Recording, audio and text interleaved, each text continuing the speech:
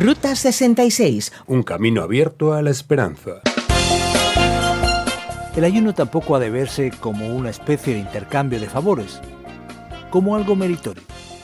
Haré el ayuno, me flagelaré, y así le daré lástima a Dios y me hará un regalo mañana. No, esa no es la idea.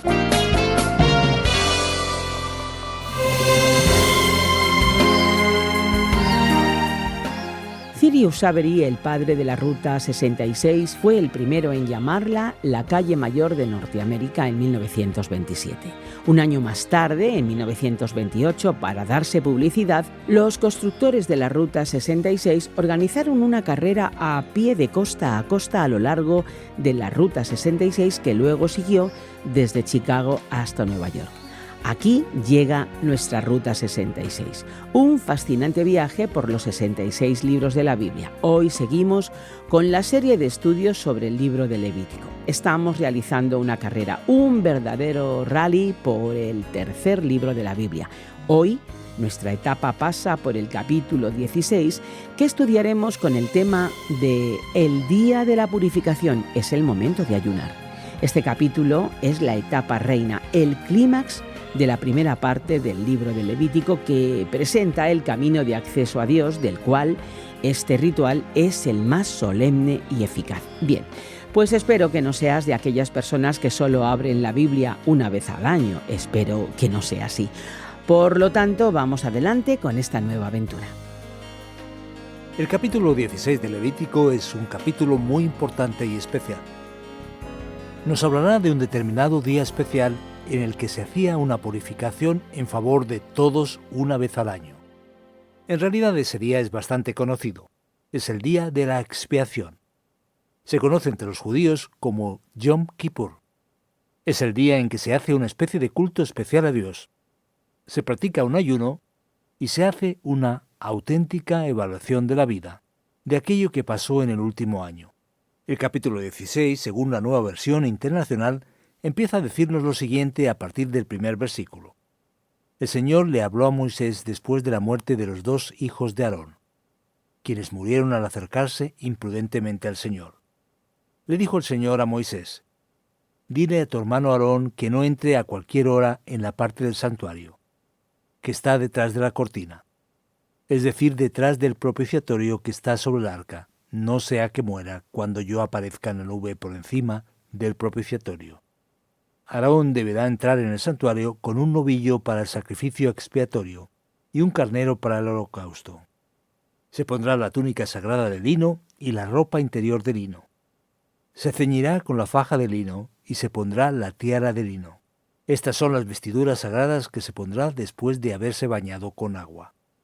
De la comunidad de los israelitas, Aarón tomará 2 machos cabríos para el sacrificio expiatorio y un carnero para el holocausto. El texto sigue adelante hablando de todo el ritual vinculado al día de la expiación, el día de la purificación por los pecados del pueblo. Y para entender lo que de hecho ocurría, es importante destacar que este mismo asunto se resalta y se discute en el capítulo 23 a partir del versículo 26.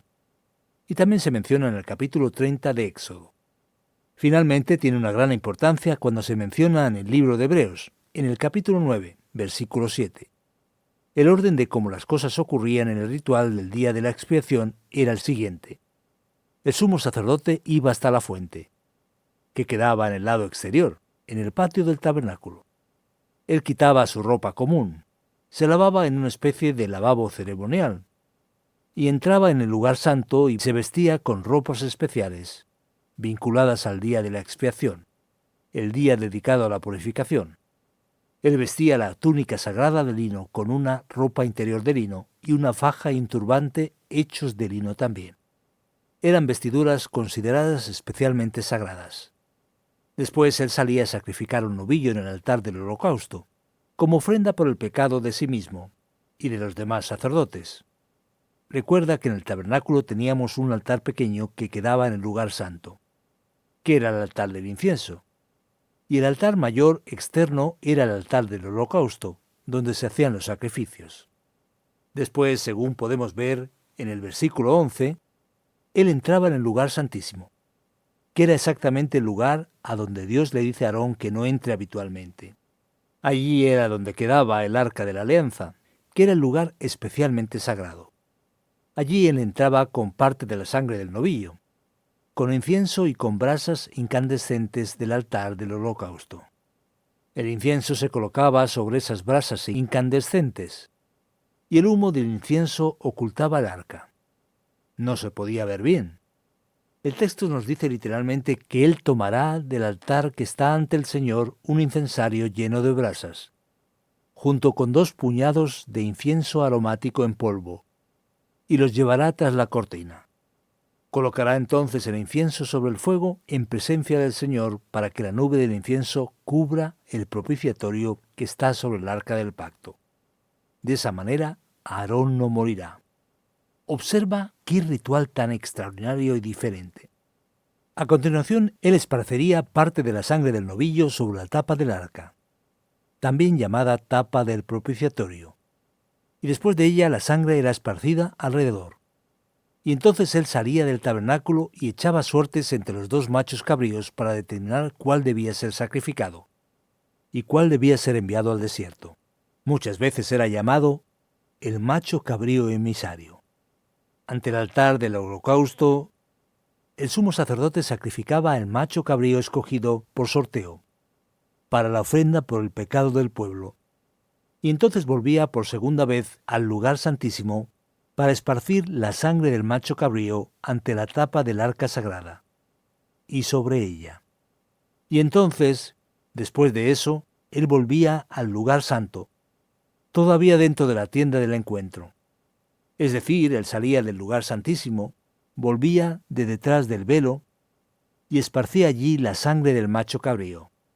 Entonces él salía hasta el lugar del holocausto, afuera en el patio, y lo esparcía. Lo hacía con la sangre del novillo y del macho cabrío, uno en favor de sí mismo y otro en favor del pueblo. Mientras estaba en el lado exterior, en el patio del tabernáculo, él imponía las 2 manos sobre el segundo macho cabrío, que es aquel que es el emisario, que será enviado al desierto. Esto simbolizaba la transferencia a este macho cabrío del pecado de Israel. Entonces lo enviaba al desierto. También se refiere a este macho cabrío como el que se va a Azazel. El hombre que se llevaba al macho cabrío, después de haber cumplido la tarea, se lavaba a sí mismo y sus ropas fuera del campamento, como leemos en el versículo 26, antes de que pudiera volver a estar en medio del pueblo. Entonces el sumo sacerdote entraba al lugar santo, dentro de la tienda, y se quitaba aquellas prendas especiales. A continuación salía, iba hasta la fuente para lavarse, y se vestía con las ropas normales, las ropas comunes del sacerdote, y para el sacrificio final él salía hasta el altar, y ofrecía un carnero como holocausto en favor de sí mismo y otro en favor del pueblo. Así era este día entero dedicado a este ritual, que concluía con la retirada de los sacrificios que representaban las ofrendas por el pecado a un lugar fuera del campamento. Allí el hombre que cumplía tal ritual se bañaba y lavaba sus ropas antes de poder volver entre el pueblo.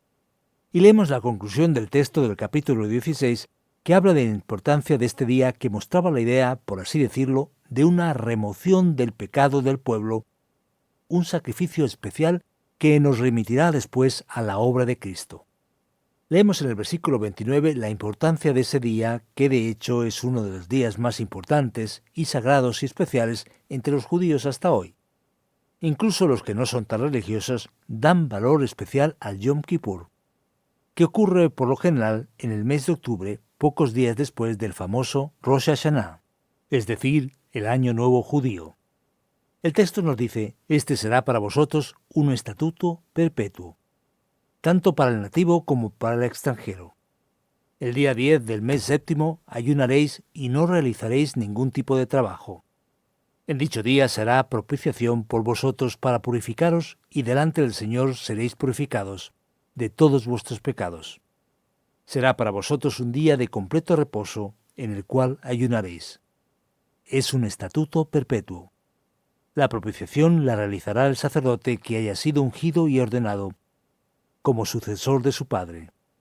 Se pondrán las vestiduras sagradas de lino y hará propiciación por el lugar santísimo. por la tienda de reunión y por el altar. También hará propiciación por los sacerdotes y por toda la comunidad allí reunida. Esto será un estatuto perpetuo. Una vez al año se deberá hacer propiciación por todos los israelitas a causa de todos sus pecados. Y se hizo tal como el Señor se lo había mandado a Moisés. Así concluimos aquí el estudio sobre el famoso día de la expiación, el día de la purificación, el Yom Kippur del capítulo 16 de Levítico.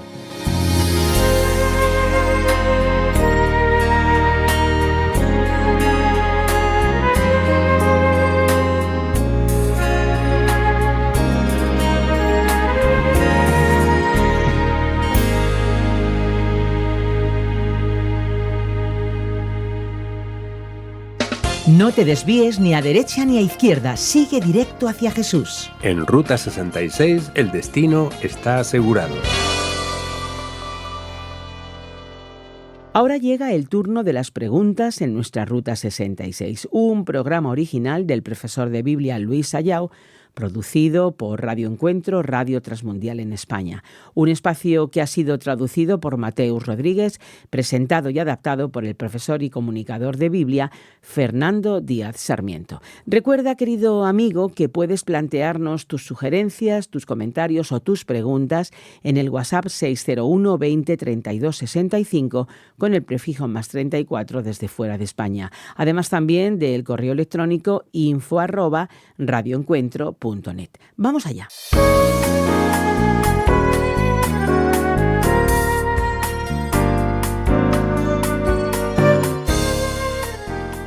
Quisiera hablar sobre el Yom Kippur que el judío practica hasta hoy. ¿Cómo lidia el judío con esa cuestión, ya que hoy no hay templo ni sacrificio? ¿Cómo queda el perdón que tanto celebrarán? Mira, Esperanza, esa cuestión es bastante útil para que todos entiendan. El Antiguo Testamento tiene todo un ritualismo y muchos sacrificios que el judaísmo propiamente como religión no practica literalmente. Si nos ponemos a hablar con un judío, él nos mostrará claramente que el judaísmo tal como está organizado empieza con Esdras. Muchos piensan que todo lo que hay en el Antiguo Testamento es practicado por un judío religioso, literalmente. Pero eso no es posible. ¿Por qué? Podemos preguntarnos. Porque los judíos tenían un templo, y el templo fue destruido. Los judíos vivían en la tierra de Canaán. Después fueron esparcidos y dispersados por el mundo. Pasaron por varias persecuciones y muchos otros problemas. De modo que la religión judía no equivale a la práctica del Antiguo Testamento literalmente. Por eso el judaísmo hoy, por ejemplo, no tiene sacrificios tal como en la fe del Antiguo Testamento. En el Yom Kippur los judíos se reúnen, hacen una especie de culto especial, y existe una especie de examen de conciencia de lo que la persona hizo en el último año. Y se observa un día especial de ayuno. Eso sí se hace.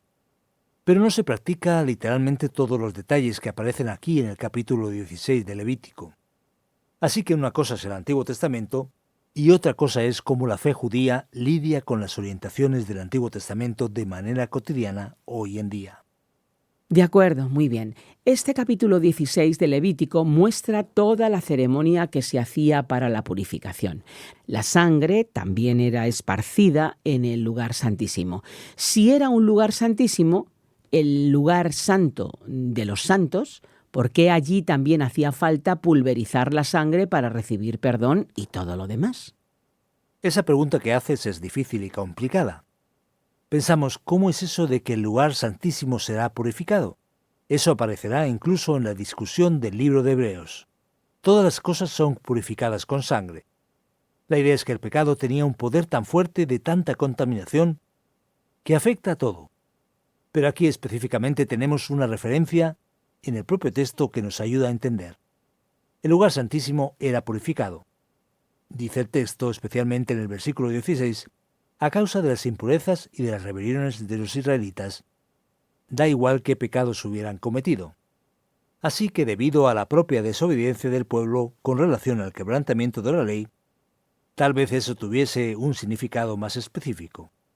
Recordemos que en el lugar santísimo estaba el arca de la alianza con las tablas de la ley y la tapa del propiciatorio, la tapa del arca por encima. Así que ese quebrantamiento de la ley, esa rebelión, era simbólicamente purificada allí en el lugar santísimo también. De acuerdo. Ahora, una explicación importante. ¿Cómo entender lo que pasaba con el macho cabrío emisario, ya que parece ser la clave del capítulo? Y la Biblia menciona a ese Azazel. ¿Puedes explicar un poquito más detalladamente qué pasa aquí? Esa tal vez sea la pregunta más difícil para contestar, porque fíjate lo que pasa. Este texto fue, digamos, leído de una manera un tanto extraña a veces. Hay gente, por ejemplo, que ha leído el texto de la siguiente manera. Como eran separados dos machos cabríos, uno para ser sacrificado al Señor como ofrenda por el pecado y el otro para ser llevado al desierto y ser liberado, entonces concluyeron que uno tenía que ver con el sacrificio de Cristo, mientras que el otro tenía que ver con el pecado, siendo llevado por Satanás, pero la verdad es que eso no tiene fundamento. Dice el refrán que la cabra siempre tira al monte, pero aquí una tira al desierto y la otra al altar. Pues sí, Esperanza, pero otros estudiosos tratan de sugerir que son dos aspectos diferentes de la propia obra de Cristo. Muchos históricamente han establecido un vínculo de ese macho cabrío emisario con Cristo, que murió fuera de la ciudad, llevando los pecados. Pero aún así tenemos dos machos cabríos que aparecen aquí, con lo que establecer una tipología perfecta es un asunto un poco delicado. Históricamente hay un vínculo entre la idea de eliminación del pecado y la obra de Cristo, pero el vínculo detallado es algo más complejo. La cuestión es que no sabemos directamente qué es Azazel. ¿Por qué en la nueva versión internacional aparece Azazel?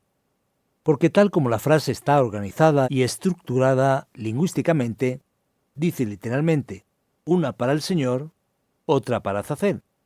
Puede ser que Azazel fuera una referencia o un nombre propio dado al macho cabrío emisario. Algunos creen que Azazel era algo aterrador que había en el desierto, algún tipo de poder sobre el que no tenemos detalles. Así que ese es un asunto, digamos, sobre el que no tenemos suficiente luz para llegar a una respuesta definitiva. Pero es importante destacar que hay esa relación clara con la eliminación del pecado. La idea de eliminación completa que está simbolizada por uno o dos machos cabríos, y que eso es precisamente lo que Cristo hizo. Así que la idea general está ahí, pero los detalles más precisos y seguros creo que quizás solamente los tendremos con unos años más de investigación bíblica. Es decir, ¿intentar ir más allá en este asunto ahora es pasarse un poco? Sí, sobre esto no hay certeza absoluta. De acuerdo. ¿Y cuál es el valor del ayuno? ¿Lo podemos practicar hoy? ¿Podemos decir que hoy en día estamos liberados de esa práctica como iglesia? ¿Tiene valor en nuestros días? El ayuno era algo que se hacía el día de purificación. El texto de Hechos dice que el ayuno ya había pasado cuando ocurrió el naufragio de Pablo en la isla de Malta. Sabemos que aquel ayuno se refería al Yom Kippur, llamado Día del Ayuno. Sabemos que el ayuno tiene un sentido de recogimiento para volverse a Dios. El ayuno es incluso ordenado en el Nuevo Testamento. Es practicado. La iglesia primitiva no tenía problemas con ello. Ahora bien, es importante entender que el ayuno en la Biblia no es visto como flagelación, como una especie de castigo al cuerpo por ser malo y pecar. No es esa la idea. Como una penitencia. No se trata de penitencia. El ayuno tampoco ha de verse como una especie de intercambio de favores, como algo meritorio. Haré el ayuno, me flagelaré, y así le daré lástima a Dios y me hará un regalo mañana. No, esa no es la idea. El ayuno no debe ser visto como una especie de elemento mágico con el que hago un ritual que, por así decirlo, conmoverá el mundo espiritual porque he desbloqueado un poder. No, el ayuno es una especie de consagración a Dios. Es el mismo razonamiento que tengo, por ejemplo, al guardar un día para el Señor. Es una santificación en el sentido de recogerse para consagrarse a Dios. Y eso, naturalmente, tiene un valor espiritual en el que Dios actúa en la manera en que su gracia permite y define. Así que el ayuno ha de ser visto así. ¿Pero por qué es tan importante?, podemos preguntarnos. Porque cuando no comemos, reconocemos de manera muy concreta a las criaturas que somos, lo frágiles que somos. Un poco de tiempo que uno pase sin comer, se nota. En ese momento se vuelve más fácil darse cuenta de quién realmente es el Señor y quién es el Dios Todopoderoso. El ayuno tiene valor. Por ejemplo, la Biblia menciona que hay un tipo de demonios que se expulsa con ayunos y oración. Pero aquí hay que tener equilibrio. No se trata ni de un fanatismo como si el ayuno lo resolviera todo, ni tampoco tratar el ayuno como algo despreciable mientras todo se resuelve con teología. Por lo tanto, es importante tener ese enfoque muy definido. Hay que tenerlo claro. Nuestra tendencia es siempre hacerle un sacrificio a Dios, ¿no es cierto? Así es. Y tampoco tiene sentido que la persona haga un sacrificio sin un espíritu de culto, de adoración. Hay gente que deja de comer en el trabajo y piensa que conseguirá éxito. Lo que se consigue es un dolor de cabeza y pasar hambre. Eso es, tú lo has dicho. Una última pregunta, déjame hacerte una última pregunta. Una vez al año el sacerdote iba y hacía todo aquello. ¿Por qué razón se hace ese sacrificio anual? ¿Es que se peca al por menor y se pide perdón al por mayor? ¿Cómo queda eso? Es cierto que el sacrificio anual entrando al lugar santísimo tenía un significado de eliminación del pecado, de un perdón para la nación, para todos los que estaban relacionados en una manera más amplia, como si fuese la purificación completa del pecado. Ahora bien, cuando la persona tenía problemas específicos, ella trataba sus problemas en los sacrificios de manera general. Haciendo una comparación ilustrativa, es como cuando nosotros cada mes tenemos una retención de la declaración de la renta. Pero al final del año es cuando realmente ajustas tus cuentas con la agencia tributaria, con Hacienda, en relación a lo que hay que pagar o devolver. Digamos que es una comparación didáctica no tan perfecta, apenas para que podamos tener una idea de cómo eso funciona y cómo tiene que verse. El Nuevo Testamento dirá que la eliminación plena del pecado solo puede ocurrir con Cristo. Y es que esa eliminación en el Yom Kippur en realidad tampoco podía borrar plenamente el pecado. Pues muchas gracias por cada una de las explicaciones que hoy nos has dado, Fernando. Y amigo, para ti que nos escuchas, quédate un poquito más con nosotros para poder escuchar así la aplicación del programa de hoy.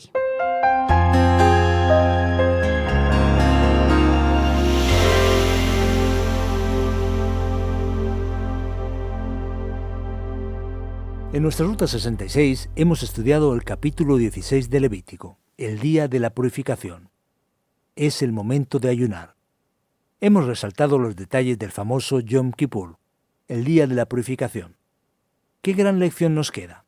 Podemos preguntarnos. Es sorprendente observar que por todas partes se intenta resolver los grandes problemas del ser humano.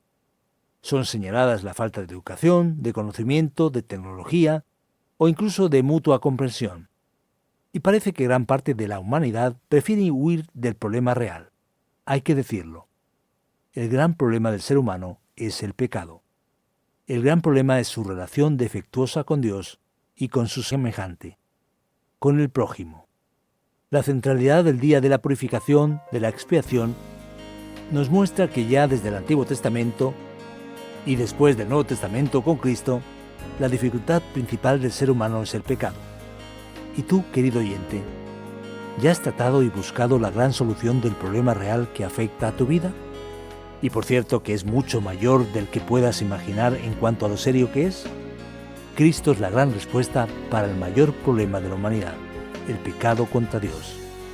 Cristo murió por ti, en tu lugar, para ofrecer una solución total y completa.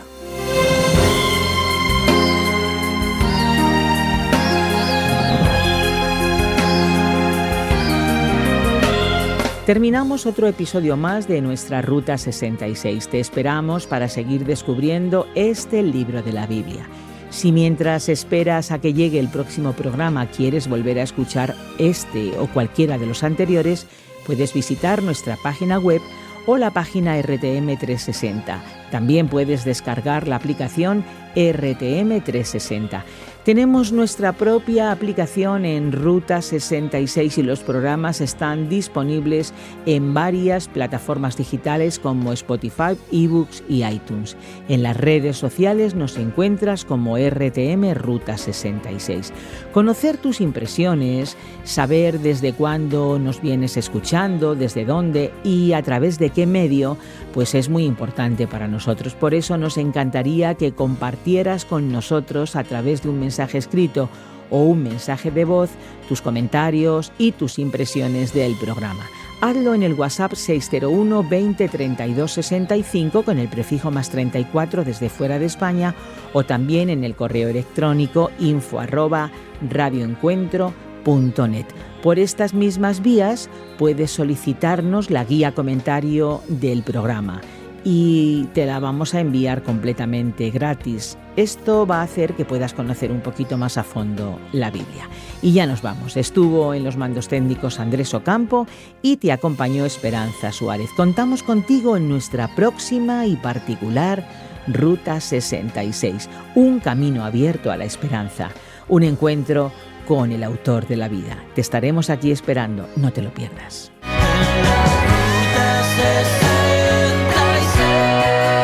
Descarga la app de Ruta 66 y sigue RTM Ruta 66 en las redes sociales. Aquí te esperamos.